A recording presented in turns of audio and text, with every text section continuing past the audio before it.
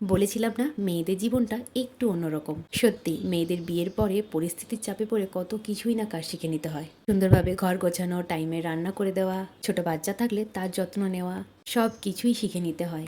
আসলে কাউকে হাতে ধরে কাজ শেখাতে হয় না। পরিস্থিতির চাপে পড়লে যে যার মতন সে তার ঠিক কাজ শিখেই নেয়, সে ছেলেই হোক বা মেয়ে। আসলে আজ অনেক শাক ভাজা খেতে ইচ্ছে করেছিল। বাড়িতে কুমড়ো শাক ছিল, খুবই অল্পই ছিল।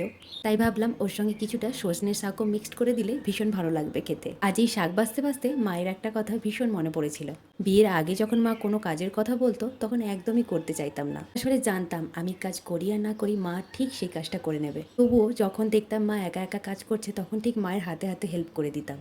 মা কোনো দিন রান্না করতে যাওয়ার সময় বলতো, আজ একটু আমায় এই শাকটা বেছে দিবি। তখন তো মুখটাও ভার করে থাকতাম, আর মাকে তো আর সবসময় না বলতে পারতাম না, হয়তো শাক বাছতে বসে যেতাম। তবে কি জানেন তো, আমাকে না শাক বাছতে একদমই ভালো লাগে না। শাক বাছতে বসলেই ঘুম পেয়ে যেত। এতটাই লেট হতো শাক বাছতে, একদমই ভালো লাগতো না। আর উপরে বিশেষ করে সজনি শাক আর এই সজনে শাক। আসলে এই সজনে শাক বাছতে একটু লেট হয়তো, তাই জন্য কেমন ঘুম ঘুম পেয়ে যেত। সেই দেখে বাবা বলতো, তুই বিয়ের পর তাহলে কি করবি? যখন বলা হবে আজ শাক রান্না হবে, তুই কখন শাক বাছবি, রান্না করবি কখন, আর সবাইকে খেতেই বা দিবি কখন? আমি তখন বলতাম, জানেন তো, শাকও বাছতে হবে, আবার টাইমে রান্না করে আবার খেতেও দিতে হবে, এত কিছু আমি পারবো না। শাক বাছতে যা লেট হয় আমার দ্বারা এত কিছু সম্ভব হবে না। বাবা বলতো, ধর তোকে বিয়ের পরে দুপুরে মেনুটা বলা হলো, দুটো সবজি, শাক ভাজা, ডাল, ভাত, সমস্ত কিছুটা রান্না করে দিতে হবে, তুই টাইমে রান্না করে দিতে পারবি? আমি তখন বলতাম, এত কিছু আমি টাইমে রান্না করে দিতে পারবো না, যার দরকার হবে সে ঠিক টাইমে করে নেবে। তখন হয়তো শুধু বলার দরকার, বলেই গেছি, এত কিছু ভেবে দেখিনি। জানেন তো, তখন মাকে দেখতাম, মা সমস্ত কিছুটা টাইমে ঠিক রান্না করে দিত।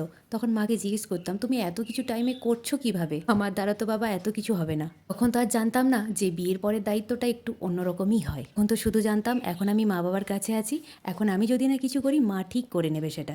বিয়ের পরে ঠিক সেই দায়িত্বটা বুঝতে পেরেছি। তাই তো সকালে সমস্ত কাজ গুছিয়ে বরমাশায় ডিউটি চলে গেছে, আর ছেলেকেও স্কুল পাঠিয়ে দিয়েছি। তারপরে দুপুরের রান্নাটাও করেছি, ভাত, ডাল, দু রকমের সবজি বানিয়েছি, আর উপরে আজ আবার সর্ষে শাক বেছে ভাজাও করেছি। সমস্ত কাজ গুছিয়ে এখন রেডি হয়েছি ছেলেকে স্কুল থেকে নিয়ে আসবো বলে। এখন আর কোনো কাজে ভয় লাগে না।